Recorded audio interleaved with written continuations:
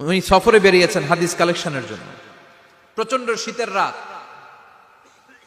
উনি মাগরিবের নামাজ, এশারের নামাজ পড়ে একটা মসজিদে শুয়ে পড়লেন, আর শুয়ে শুয়ে হাদিস পড়তেছেন। কি পড়তেছেন? কথা বলেন। আর মনে মনে ভাবলেন রাতটা মসজিদে কাটায় দেই, ফজরের নামাজ পড়ে আবার বেরোবো। কিন্তু দারোয়ান এসে বলে মসজিদে থাকতে পারবেন না, ওঠেন। দারোয়ান আছে না, কথা কন। আহমদ ইবনে হাম্বল বললেন আমি শুধু রাতটা থাকতে চাই, আমি তো ফজরেরও মুসল্লি, ফজর নামাজ পড়বো তো এই মসজিদে, আমার থাকতে দাও। দারোয়ান তো দেয় না, কেন? মসজিদে থাকার জায়গা না, যান মিয়া। উনি যে আহমদ ইবনে হাম্বল এটা চিনে নাই, থাকতে দেয় না। কি করবে এখন? উনি কাঁথা গুছিয়ে হাদিসের কিতাব নিয়ে কাঁধের মধ্যে ব্যাগ নিয়ে মসজিদ থেকে বেরোয় গেলেন। কি আর করবেন, প্রচন্ড শীত, আর কাঁপতেছেন, বুড়ো মানুষ। পথিমধ্যে দেখলেন বাজার। বাজার একজন খাব্বাজ, শাবুন খাব্বাজ, যুবক রুটি বিক্রেতা। সে রুটি বিক্রি করে, চুলার মধ্যে রুটি সেকে। সে যে সালাম দিল আসসালামু আলাইকুম, যুবক বলে ওয়ালাইকুম আসসালাম।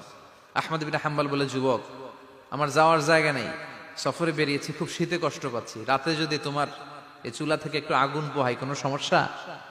যুবক বলে না না সমস্যা না, আহলান ওয়া সাহলান, খোশ আমদেদ, আসেন আসেন, আপনি আগুন পোহাইলে আমার সমস্যা কি? সুবহানাল্লাহ পড়েন।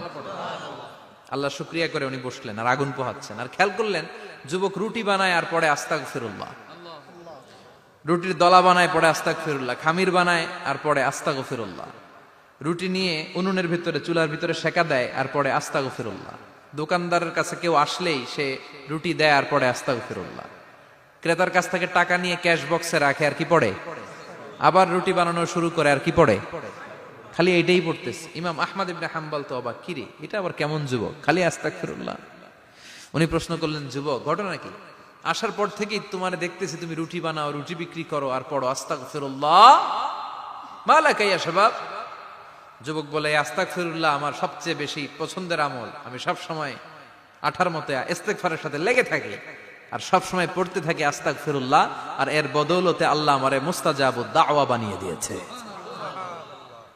আহমদ ইবনে হাম্বল তো অবাক, আনতা মুস্তাজাবুদ দাওয়া, তুমি মুস্তাজাবুদ দাওয়া, রুটিওয়ালা। আমি এত বছর হাদিস পড়াই, আমিও তো মুস্তাজাবুদ দাওয়া না, আর তুমি রুটি বেচো বাজারে, তুমি মুস্তাজাবুদ দাওয়া, তুমি দোয়া করলে সব কবুল হয়ে যায়। যুবক বলে নাম আনা মুস্তাজাবুদ দাওয়া, আমি আমার জীবনে যত দোয়া করেছি কবুল করে নিয়েছে কে? সব দোয়া কবুল করে নিয়েছে আল্লাহ, একটা দোয়া ছাড়া। কয়টা? আহমদ ইবনে হাম্বলের কৌতূহল, কিউরিসিটি আরো বেড়ে গেল। কি? সব দোয়া কবুল হয়েছে, একটা দোয়া ছাড়া। মাযালিকা